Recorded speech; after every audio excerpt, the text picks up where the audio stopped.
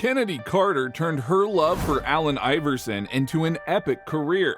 However, her controversial actions might derail everything that she has worked for.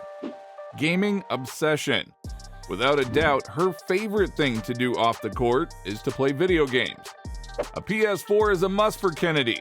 And by the way, her name is pronounced Kennedy, in case anyone was confused.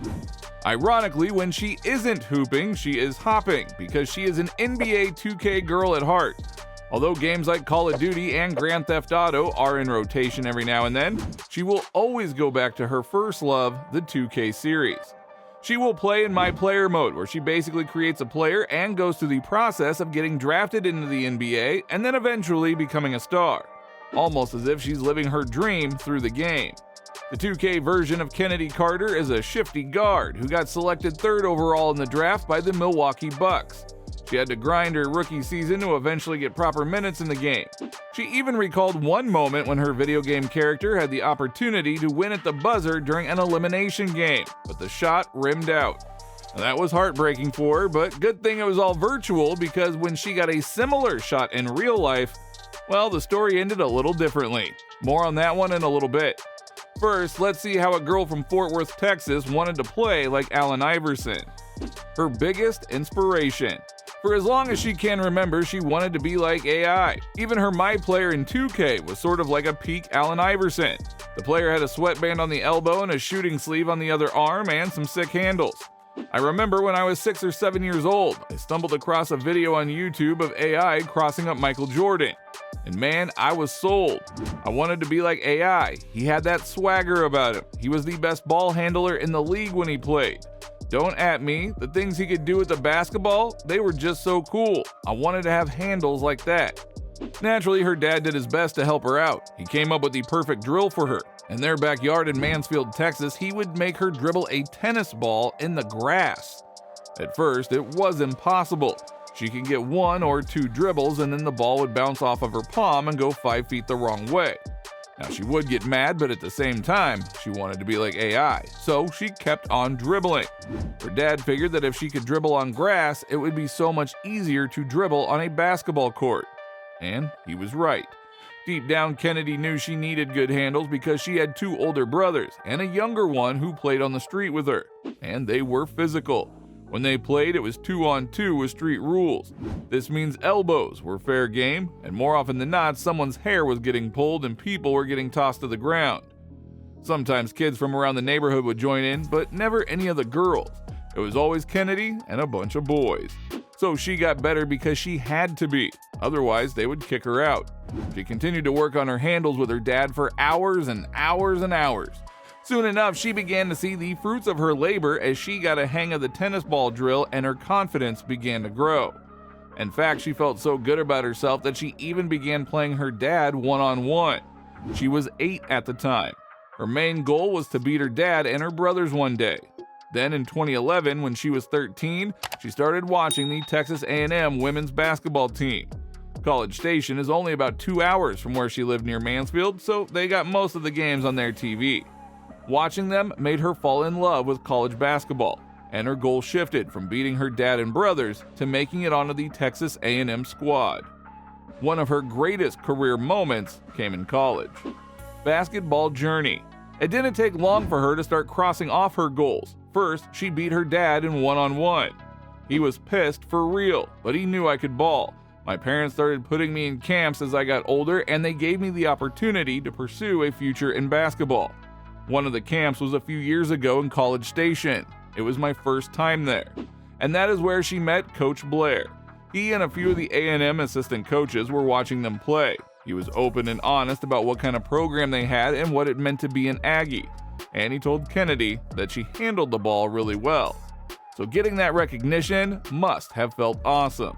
She graduated in 2017 from Timberview High School in Arlington, Texas as a McDonald's All-American.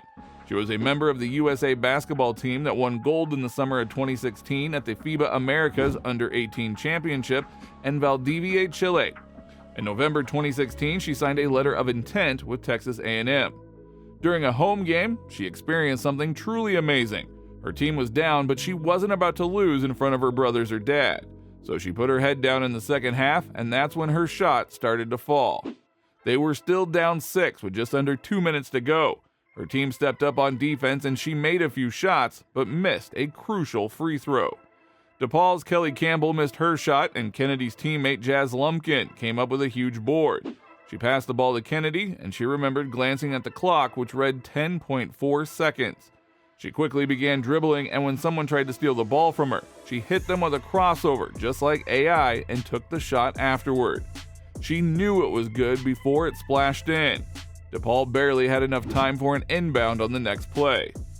Now, she might have missed that shot in 2K, but she nailed it in real life. Everyone in the arena went crazy. She couldn't even hear herself think. She saw her parents running towards the bench when the game ended, and she felt incredibly proud to be an Aggie. They trusted a freshman to take that shot, and it meant the world to her. Soon it would be time for her to take her talents to the next level. However, her WNBA journey would not go as planned. WNBA highlights. Kennedy has had a controversial time in the WNBA. She had an excellent college career, earning an All-American nod as well as averaging 20-plus points in each of her 3 seasons. The Atlanta Dream drafted her with the number 4 pick in the 2020 WNBA draft, and she produced right away despite some injuries. However, the Dream suspended her for conduct detrimental to the team. The incident began when Courtney Williams told Kennedy to cheer on her teammates from the bench. This led to an argument which escalated post-game. Kennedy reportedly wanted to fight Williams, but the veteran backed away and no physical altercation occurred. The Dream suspended her indefinitely following the incident and then later traded her to the Los Angeles Sparks for the 2022 season. Kennedy played 24 games for the Sparks during the 2022 season, which was almost the same amount she played in 2 years for the Dream. Her minutes were significantly down. The former number 4 overall pick averaged just 16.4 minutes per game and scored just 8.9 minutes per game. The Sparks ended up benching Kennedy for poor conduct. She was under contract for the 2023 season, but the Sparks opted to release her in the offseason. This led to her playing a season overseas. Only 24 years old, she decided to play professionally in Turkey. She had briefly played there after her rookie season, but left to be closer to home. There, she showed that she still had it. She excelled in her second stint, averaging 24.1 points, 5.5 assists, and 4.7 rebounds per game for Bursa Uludağ. Her play was enough to draw interest from WNBA teams, and she signed with the Chicago Sky for the 2024 season. However, she was involved in controversy once again. She threw her shoulder into Caitlin Clark while the Fever rookie was awaiting an inbound pass. Referees initially ruled an away from the ball foul, but it was then upgraded to a flagrant 1 after the game. Kennedy refused to answer questions about Clark during post-game interviews, but later blasted the rookie guard on social media. Seems like she keeps getting in her own way.